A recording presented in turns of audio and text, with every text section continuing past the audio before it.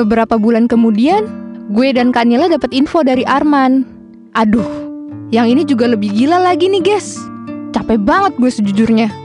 Abang gue, si Arman ini, gue punya cerita. Video ini akan mengandung konten tentang pengalaman kekerasan seksual dan isu kesehatan mental yang dapat memicu trauma atau respon emosional tertentu. Tidak disarankan untuk anak-anak atau individu di bawah umur.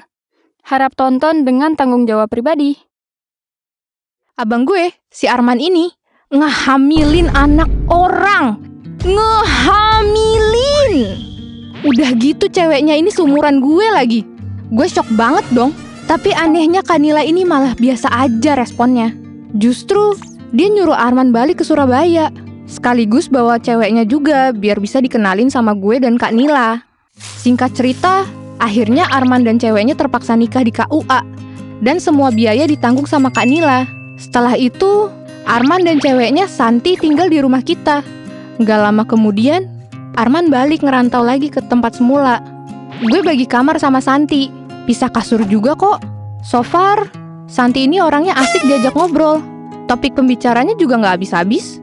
Kadang, dia cerita soal masa-masa serunya pas sekolah. Sayangnya, dia putus sekolah sejak kelas 2 SMP. Karena orang tuanya gak sanggup biayain uang sekolahnya. Santi juga cerita gimana awalnya dia ketemu sama abang gue. Santi ini kebetulan karyawan toko kelontong di daerah tempat pertambangan abang gue kerja. Jadinya, dia secara terus-terusan ketemu sama abang gue. Saking seringnya ketemu dan dirasa cocok, mereka malah memperdalam rasa kasih sayangnya hingga bercocok tanam. Jangan ditiru ya guys ya. Haram. Keberadaan Santi akhirnya bisa ngurangin keheningan suasana di rumah. Seringkali tiap mau tidur, Santi tuh suka curhat tentang kagumnya dia sama Kak Nila. Kayak seorang Kak Nila. Santi curhat. Katanya Kak Nila tuh orangnya perhatian, suka traktir jajan diem-diem ke dia, buat menuhin ngidamnya.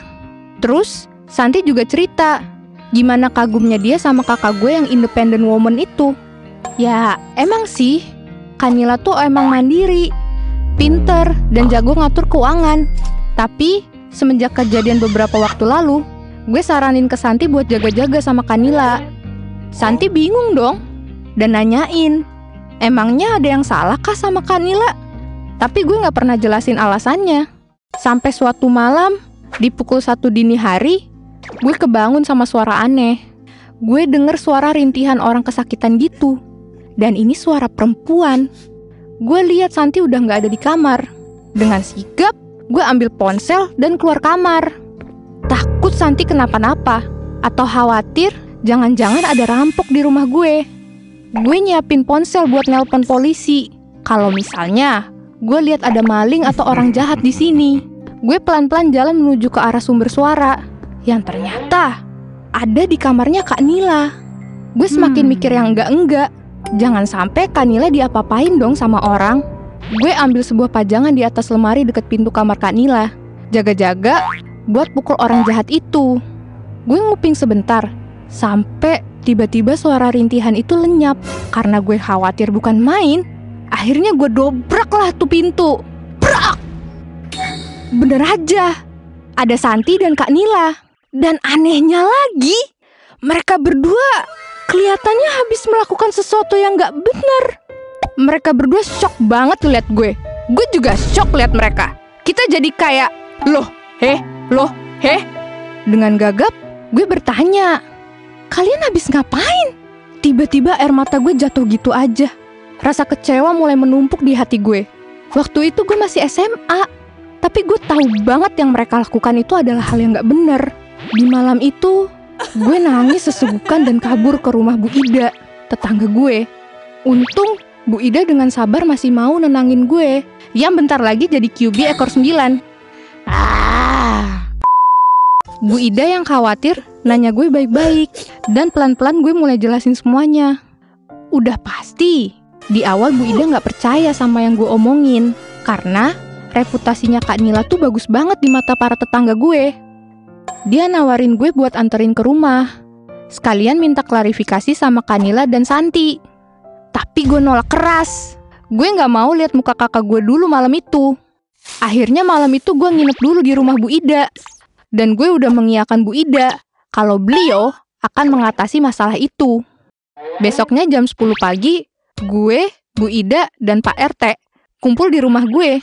Begitu pula Kak Nila dan Santi. Kita butuh penjelasan dari Kak Nila dan Santi. Karena gue udah nggak bertenaga dan masih shock, akhirnya diwakilin deh tuh sama Bu Ida. Setelah babi bu uwo, akhirnya Kak Nila jujur kalau ternyata dia itu belok, alias sukanya sama perempuan juga.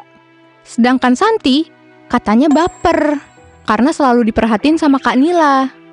Kak Nila berusaha minta maaf ke gue, tapi gue udah terlanjur geli lihat dia. Arman udah dikasih tahu info soal Kak Nila dan Santi, tapi dia justru malah hilang tanpa jejak. Abis itu, Kak Nila dan Santi juga ikut hilang entah kemana. Setahu gue, nggak lama setelah itu, mereka pindah, nggak tahu kemana.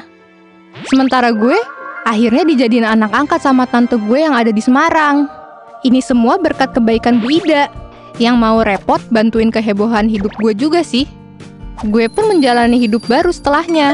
Semua biaya hidup gue ditanggung sama tante gue, yang kebetulan single parents. Anak kandungnya udah kerja di luar negeri, dan gue juga bisa lanjut kuliah berkat beliau. Beliau juga negesin ke gue untuk nggak usah lagi ngelakuin segala jenis koneksi sama Kak Nila, Arman, ataupun Santi. Buat beliau, mereka tuh udah berhasil jelek-jelekin nama keluarga. Apalagi pas berita Kak Nila dan Santi sempat viral di media lokal Surabaya. Sampai-sampai tante gue minta media itu supaya beritanya di take down dengan kasih uang kompensasi yang cukup besar. Dan bulan kemarin, gue akhirnya udah selesai kuliah, guys. Dilihat-lihat perjalanan cerita hidup gue ada-ada aja deh. Semoga dari perjalanan hidup gue ini, kalian bisa ambil hikmahnya ya. Menurut kalian gimana? Tulis di kolom komentar ya. Sampai ketemu di cerita GPC berikutnya. Bye! Gimana ceritanya? Suka nggak? Kalau lu suka, jangan lupa subscribe ke channel kita ya. Bye!